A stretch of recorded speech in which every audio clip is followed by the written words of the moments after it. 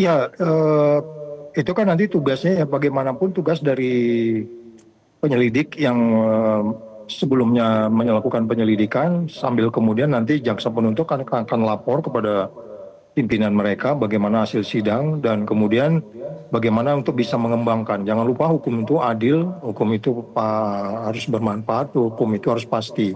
Jadi pasti buat negara, pasti buat terdakwa dan seterusnya. Nah kalau kita bicara pencucian uang kan tentu itu prosesnya itu ada saja yang disebutnya sebagai placement, layering, integration.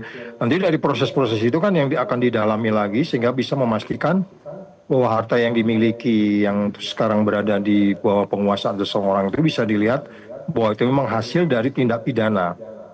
Nah, kalau kita katakan kembali lagi bahwa bagaimana kemudian ini harus dilakukan tindak lanjut daripada kasus ini sehingga membuat terang sebuah persoalan yang melingkupi seseorang. Jangan lupa bahwa kita sekarang ini kan sedang membawa seseorang ke depan pengadilan, yang kemudian keadilan itu harus datang buat negara, buat korban. Nah, kalau ini korupsi kan korbannya masyarakat, ya kan. Putusan yang disebutnya berapa tahun itu kan tentu itu tinggal menunggu apakah itu nanti berkekuatan hukum pasti.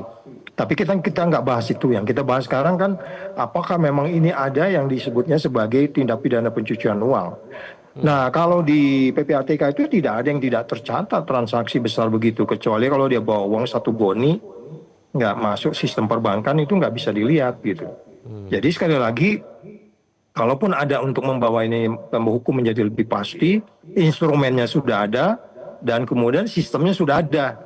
Nggak ada alasan juga tidak memastikan bahwa itu terjadi tindak pidana pencucian uang. Salah besar kalau kita mengatakan tidak ketemu kasusnya. Karena sistemnya sudah ada, undang-undangnya sudah ada, dan peristiwa pidana yang mendahulunya sudah ada. Jadi ini tinggal bagaimana kemudian kita bisa melakukan apa yang kita sebut sebagai pengembangan kasus itu.